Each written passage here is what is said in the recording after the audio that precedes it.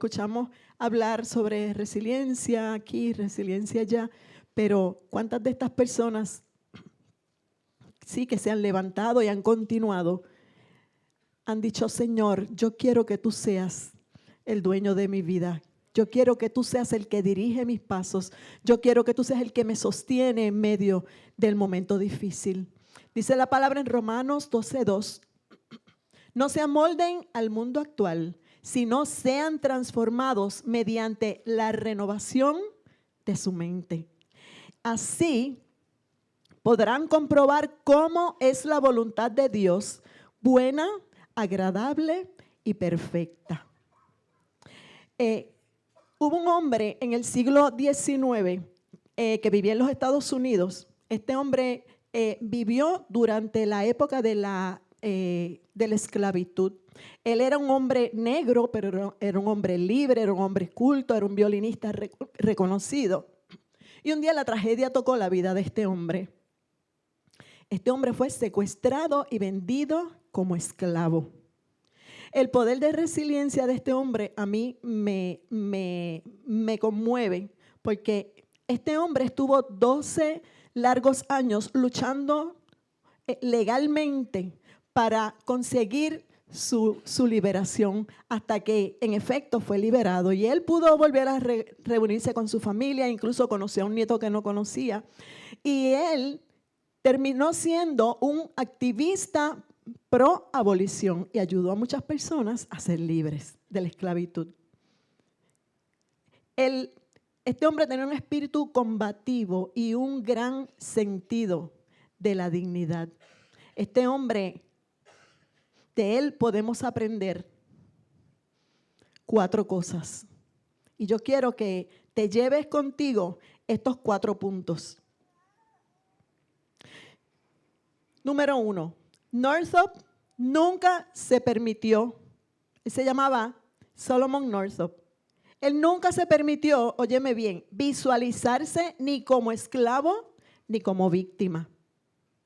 Estamos en el mundo actual, el victimismo, que es un tema que no se habla mucho, pero ciertamente está muy normalizado y muy proliferado en las masas.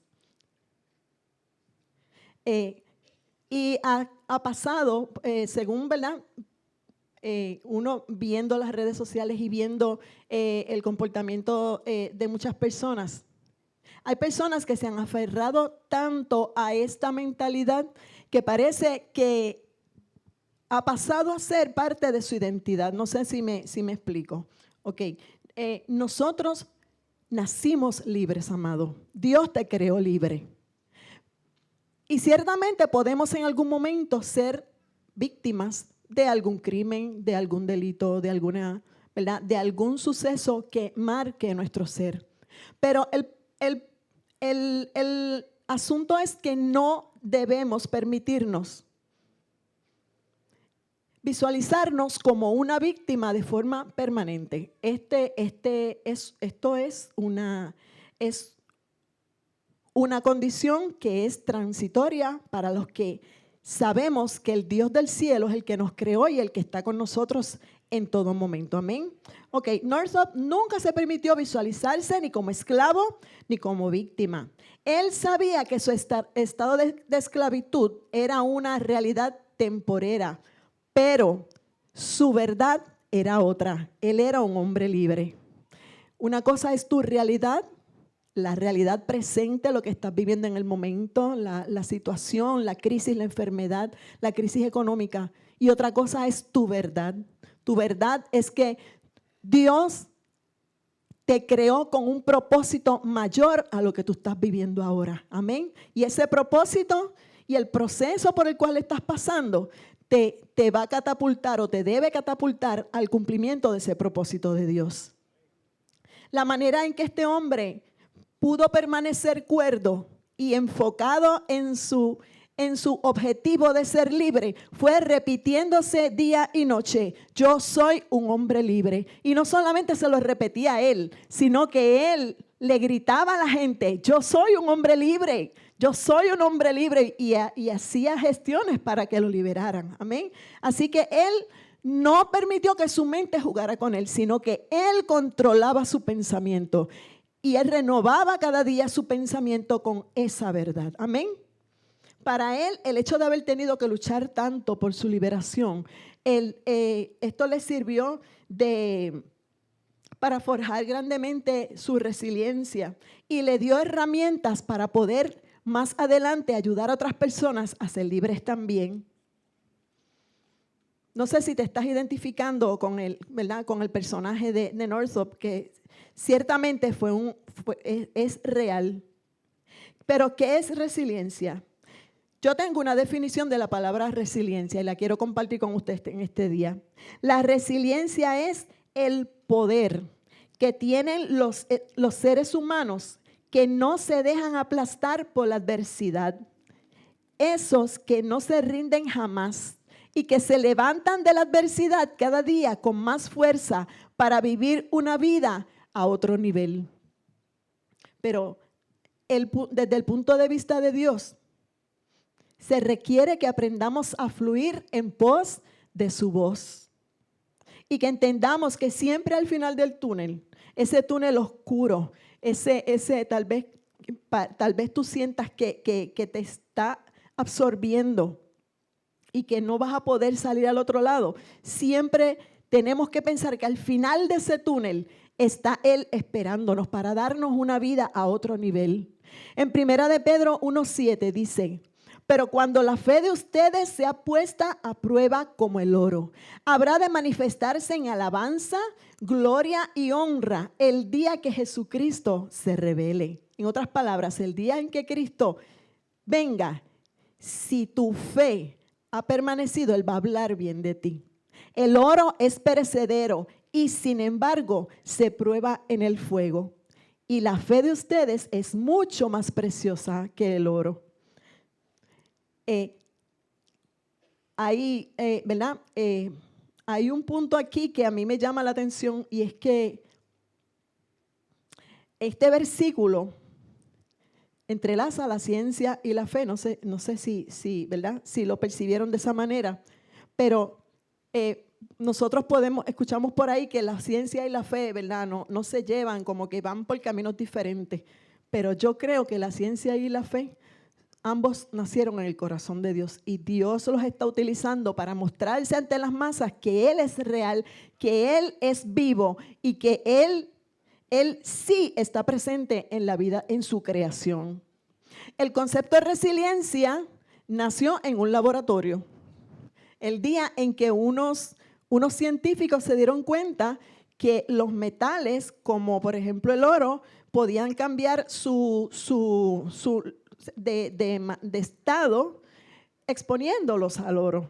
Entonces, cuando la palabra nos habla que el oro nuestra fe es probada con fuego, o sea, como el oro por fuego, a mí me viene a la mente el momento en que el minero encuentra ese pedazo de oro en la mina, que no es otra cosa que un pedazo de piedra sucia, sin brillo, sin ningún atractivo. Pero él toma esa piedra y la lleva a un laboratorio y comienza a exponerla a altas temperaturas. Y ese oro comienza a derretirse y comienza a exponer todas esas impurezas que no le permiten brillar. Llega el momento en que, y él va sacando las impurezas, extrayendo impurezas, hasta el punto en que ese oro comienza a brillar y él puede ver su cara reflejada allí. Asimismo, es el trato de Dios con nuestras vidas. Así es como el Señor moldea nuestra fe y procesa nuestra fe. Cuando Dios te encuentra, porque no es que tú estás aquí porque tú buscaste a Dios, no, Dios te buscó. Y si tú estás aquí en este día es porque hay un propósito. No es casualidad que tú hayas llegado a este lugar. Tal vez tú pensaste que llegaste porque yo te invité o porque alguna otra persona te invitó, pero no. Dios tenía una cita contigo desde antes de que tú nacieras. Amén. Entonces, cuando el Señor nos encuentra, comienza a tratar nuestras vidas con el fuego de su Santo Espíritu. Y ese fuego comienza a separar de nosotros todas esas impurezas, que vienen de un pasado triste, de un pasado que nos marcó, que vienen tal vez de decisiones o de experiencias traumáticas que podamos tener. Y ese fuego del Espíritu Santo comienza con ese calorcito rico, comienza a sacar de ti todas esas impurezas que no permiten que Él pueda reflejarse en ti. Y una vez tu fe es procesada al punto de que Él pueda reflejar su rostro en ti, entonces tú puedes mostrar a Cristo a los demás. Amén. Así que, en base a esto, puedo decirte que tu proceso no es en vano. A lo mejor sientas que estás ahí, te tienen en el crisol, ¿verdad? Estás derretido, estás a punto de fundirte, pero tu dueño no va a permitir que ese fuego caliente más de lo que tiene que calentar para que tú te desintegres. O sea, Él es el que vigila tu proceso y Él no te va a dejar solo en medio de ese proceso. Para vivir en un mundo en caos necesitamos desarrollar resiliencia, ciertamente. Mira, cuando más duro tú veas el proceso, recuerda la fórmula de Solomon Northup, que son 4 puntos. Número 1, ni esclavo ni víctima. ¿Cómo te visualizas? Hay una niña a la que yo amo mucho que usa una frasecita que ella dice, cuando estés pasando por el proceso, mira, a los 20 minutos ya se acabó. O sea, ya lloraste 20 minutos. ¿Esto qué quiere decir ella? Que tú no vas a ser, o sea, tú no eres una víctima. Tú pasas el proceso, sufres, lloras lo que tengas que llorar, pero va a llegar el momento en que tú tienes que decir, basta, hasta aquí llegué como víctima. No soy una víctima. Mantente enfocado en la verdad. Por ahí hay muchos que dicen que hay muchas verdades, ¿verdad? La verdad se visualiza como algo relativo, pero yo creo que la verdad es una sola. De esa verdad parten todas las demás verdades. Que Cristo es la verdad. Él dijo, yo soy el camino, la verdad y la vida. Y nadie viene al Padre si no es por mí. En eso está basada nuestra fe, nuestro caminar, nuestro respirar. Número 3, conoce tu identidad, cuida tu corazón. No permitas que el mundo ni el sistema en el que vivimos cambie tu esencia. Dios te creó con una esencia y ese eres tú. Van a venir muchas voces que te van a decir, no, tú no eres esto, tú eres esto. No, tú no. O sea, hay esa esencia que es tuya, que Dios te la dio desde antes de ponerte en el vientre de tu madre. No permitas que nadie la cambie. El proceso tiene propósito. Aprende a encontrarlo y disfrutarlo. En mi momento difícil hubo un momento en que yo comencé a disfrutarme el proceso. Fue la depresión más grande por la que yo pasé en toda mi vida, pero llegó un momento en que cuando yo bajé la guardia, yo dije, Señor, me rindo. Ahí yo comencé a disfrutar mi proceso y comencé a sentir que Dios comenzaba a sanar mi corazón y comencé a sentir su abrazo y comencé a sentir esa seguridad de la que yo había carecido durante toda mi vida. Punto 2, Dios honra a los que se imponen a la crisis. La Biblia siempre nos da ejemplos de hombres y mujeres que no se dejaron aplastar por la crisis, que no se dejaron aplastar por la tragedia, sino que se mantuvieron agarrados de la fe en el Señor. Hubo un hombre que se llamaba Job, yo creo que todos nosotros hemos escuchado hablar de Job.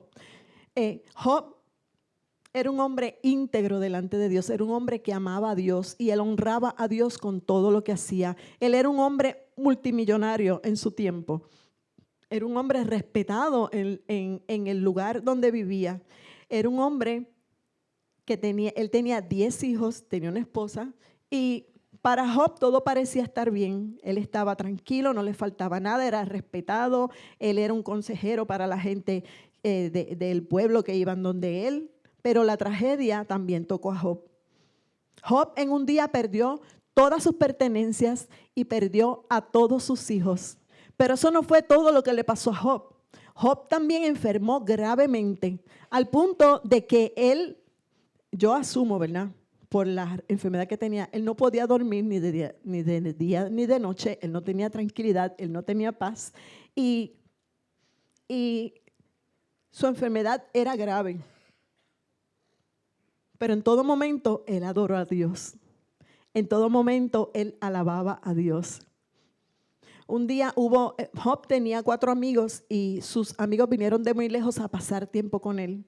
Y resulta que de sus 4 amigos, 3 de ellos, en lugar de apoyarlo, de darle esa palmadita en el hombro y de escucharlo o simplemente quedarse calladito y estar con él, ellos lo acusaron de ser el culpable de lo que Job está pasando. Yo no sé si usted se identifica, pero eso, ¿verdad?, puede pasar. Pero aún así, Job no renegó de Dios. Job no llevó su mente o sea, no se permitió ser una víctima. La esposa de Job también entró en una crisis de fe. Y hubo un momento en que hasta ella le dijo, mira, maldice a Dios y muérete, porque posiblemente ella también estaba en el proceso, pero ella perdió en el camino, ¿verdad?, ese enfoque que Job nunca perdió. Resulta que al final de su proceso, Job recuperó al doble todo lo que tenía. Dice que al final, dice la palabra en Job 42, 5, de oídas te había oído, mas ahora mis ojos te ven. Job pudo reconocer que antes de su proceso, él había escuchado hablar de Dios, pero que luego de su proceso él puede decir, ahora conozco a Dios, lo he conocido cara a cara. En Job 42:10 dice, y quitó Jehová la aflicción de Job cuando él hubo orado por sus amigos y aumentó al doble todas las cosas que habían sido de Job. Hay algo aquí que me llama la atención. Es que dice que Dios lo sanó cuando él oró por sus amigos. Así que podemos entender que Job se sentía ofendido o herido con sus amigos. Así que él necesitó primero perdonarlos. Y, amado, el perdón es necesario para que nosotros podamos sanar. Para que podamos entrar en ese proceso de sanidad, necesitamos perdonar a los que nos hirieron. Job refleja la actitud resiliente de las personas que viven en gratitud a Dios y que aún en medio de las pérdidas, tragedias o enfermedades que puedan estar atravesando, tienen a Dios como el refugio al que recurrir en medio de sus crisis. Esos son los que después de la tormenta resurgen purificados y con nuevas fuerzas, reinventándose en la vida, poniendo a Dios como el centro de su éxito. Amén. Así que no importa lo que tú estés pasando, amado, si Dios es el centro de tu vida y tú reconoces que Él es el que ha estado contigo, vas a ver a Dios manifestado en tu vida de una forma tremenda. Dios nos diseñó con la capacidad de soportar las peores circunstancias. Primera de Corintios 10:13 dice, no os ha sobrevenido ninguna prueba que no sea humana, pero fiel es Dios que no os dejará ser probados más de lo que podéis resistir, sino que dará también juntamente con la prueba la salida para que podáis soportarla. A nadie le gusta sufrir. De hecho, nosotros, si podemos, huimos del sufrimiento. Pero ciertamente los procesos de dolor tienen la finalidad de transformarnos y de acercarnos a Dios. Y Dios no va a permitir que seamos probados más allá de lo que soportemos. Los procesos de dolor nos impulsan a rendirnos ante Dios y nos forman conforme a su imagen, para que podamos ser un testimonio vivo de que Cristo vive. En 2 de Corintios 1, 3 al 4 dice: bendito sea el Dios y Padre de nuestro Señor Jesucristo, Padre de misericordias y Dios de toda consolación, el cual nos consuela en todas nuestras tribulaciones, para que podamos también nosotros consolar a los que están en cualquier tribulación, por medio de la consolación con que nosotros somos consolados por Dios. Y hablando de consolación, te voy a hablar un poquito de cómo Dios me enseñó a mí a consolar a otros. Mi vida, debido a ciertas circunstancias, ¿verdad? Durante mi niñez, yo crecí o me convertí en una mujer sumamente insegura, codependiente y autodestructiva. La religiosidad en la que me crié incorporó a mi inseguridad mucha frustración. Aprendí a llenar mis enormes vacíos existenciales con relaciones de pareja, relaciones de amistades. Fui víctima de violencia doméstica y de maltrato narcisista. Vivía sumergida en la depresión y el victimismo. La culpa y la vergüenza llegaron a ser parte de mi identidad. O sea, yo no sabía que la culpa y la vergüenza eran algo que no me pertenecían a mí, hasta que choqué con Jesús. Yo era presa de mis emociones y esclava de la aprobación de la gente, al punto que yo hacía muchos actos de servicio para recibir aprobación de las personas. Me sentía totalmente sola, no tenía paz en mi vida.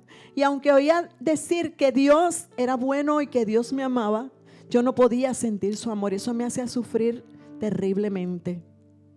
Todo esto yo lo vivía mientras yo estaba en la iglesia ministrando, cantando, mientras yo ayudaba a otras personas a venir a Jesús. Pero yo misma estaba vacía, yo misma me sentía perdida. A pesar de todo esto, siempre tuve ese espíritu combativo que me impulsaba a buscar en Dios ese refugio y esa paz. En el 2014, mientras pasaba por una depresión terrible, sentí el impulso de provocarme un largo sueño. Y les digo que, sinceramente, lo que quería era dormir. Por mi mente nunca pasó la palabra muerte. Pero cuando yo sentí ese impulso, una voz me dijo: no lo hagas, es una trampa. No va a haber retorno atrás. En ese momento, eso a mí me estremeció y yo dije: wow, Señor, yo voy camino al precipicio y no me había dado cuenta. Ese día yo me di cuenta de que yo estaba al borde de la muerte y no lo sabía. Y pude entender que yo necesitaba hacer un cambio radical en mi vida. Ese día yo le pedí a Jesús: Señor, por favor, entra en mi corazón y por favor, haz esa obra en mí que yo necesito, porque si no yo voy a morir. Ese día yo decidí dejar de ser una víctima. Ese día yo decidí ponerle un punto final a esa huida que yo llevaba precipitada porque siempre yo huía de Dios. Todo lo que me podía acercar de Dios, yo podía cantar en la iglesia, pero cuando yo en mi intimidad, yo no sabía, yo no podía hablar con Dios. Era una lucha, o sea, era una contradicción mi vida. Cuando yo estoy escribiendo este libro y empiezo a escribir sobre este momento, siento que aquella misma voz me dice: ¿sabes algo? La mayoría de las personas que terminan tristemente con su vida no querían morir. Ellos solo querían aliviar su dolor. Y en esos momentos yo me di cuenta de la trampa tan grande, de la forma tan sutil en que Satanás aborda a las personas para llevarlas al precipicio y destruirlas. Y quiero hacer un paréntesis aquí. Si te dijeron que Satanás no existe, o que el infierno no existe, o que el cielo no existe, te mintieron. Todo esto es real, amado. Pero Dios es más real. El Dios que te creó es más real que tus circunstancias, es más real que el diablo que tal vez ha querido destruirte, que tal vez te ha llevado al borde del precipicio con medias verdades, que te ha dicho no, por ahí no, por aquí, mientras Dios te está diciendo por acá. O sea, Dios es real, amado. Y muchas veces nos confundimos en el camino y perdemos esa orientación y confundimos lo que es la verdad con la mentira o las medias verdades con la verdad. Pero la verdad del Evangelio, la verdad de Jesucristo es una sola, amado, que es la única que te puede evitar que caigas por ese precipicio. Ese día yo decidí entregar mi vida a Jesús y pude entender que necesitamos aprender a identificar la voz de Dios. Si yo no hubiera podido identificar la voz de Dios en aquel momento, yo no estaría aquí contando mi historia.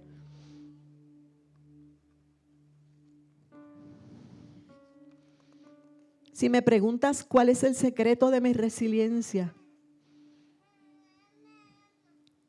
te tengo que decir que tuve que aprender a perdonar los que me dañaron. No fue fácil. Recuerdo verme tirada en el suelo, no de rodillas, acostada boca abajo, llorando, expresando con mi boca, te perdono, te perdono, te perdono. Articulando el nombre de todos y cada uno de ellos. No ha sido fácil, amado. El proceso ha sido largo y continúa hasta que Cristo me llame a su presencia. Pero mientras esté aquí, yo voy a seguir hablando de lo que Dios es capaz de hacer. Mostrar mi vulnerabilidad sin avergonzarme fue lo segundo que tuve que aprender a hacer. No es fácil tú pararte en un lugar y decir, me hicieron esto, me hicieron aquello, o escribirlo en un libro que tú sabes que todo el mundo lo va a ver. Pero si el proceso te va a llevar a decirle a tanta gente, mira, esto es lo que te está pasando, tú no lo entiendes porque tú no lo puedes ver, pero ya yo pasé por ahí y yo sé y yo sé cuál es la salida. Entonces puedo decir que el proceso valió la pena. Renunciar a mis viejos hábitos y pecados. Aprender a verme como Dios me ve. Reconocer que mi fuerza y mi resiliencia vienen de Dios. Dejarme moldear por el proceso. Renovar cada día mi relación con Dios. Esto es de todos los días, amado. Depender cada día más de sus cuidados y gracia. Saber que las personas ven lo que Dios ha hecho conmigo me hace sentir que el proceso ha valido la pena. Ya no soy la misma. Ahora mi vida tiene el orden de Dios.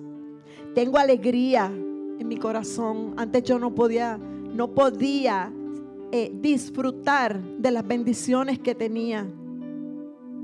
Se fue la depresión. Soy libre de la culpa y la vergüenza que me estaba carcomiendo por dentro. Siento el amor y el cuidado de Dios en mi vida y cada día gano un poco más de seguridad, de la seguridad que Dios me da. Ahora puedo disfrutar de sus bendiciones. Vivo agradecida por lo que Dios ha hecho por mí. Ahora puedo testificar con libertad de lo que Dios es capaz de hacer en las vidas de aquellos que le permiten liberarlos de la esclavitud, del victimismo. El pasado no determina tu futuro. Quien te dañó no determina tu identidad. Tu futuro en Dios será mucho mejor que tu pasado.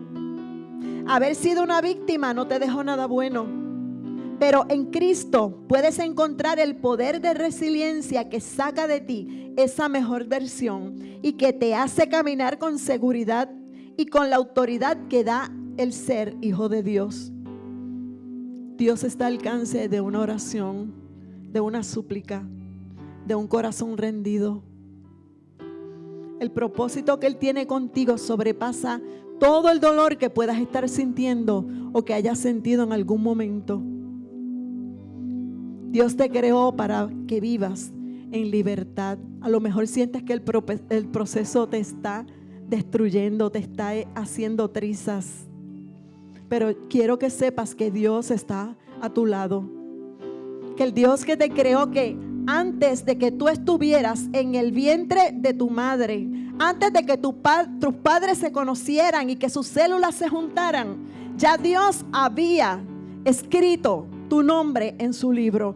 Ya Dios había hablado de ti. Ya Dios te había formado en su mente. Y ya Dios tenía ese propósito determinado contigo. Dios no ha terminado contigo. Puede que aún esté comenzando. Pero esto es una decisión. Yo tuve que tomar una decisión con mi vida. Porque aunque sabía, no había tenido la firmeza de decir: Señor, aquí estoy. Señor, me rindo. Señor, te entrego mi corazón. Te entrego este hueco enorme que tengo aquí para que lo llenes tú.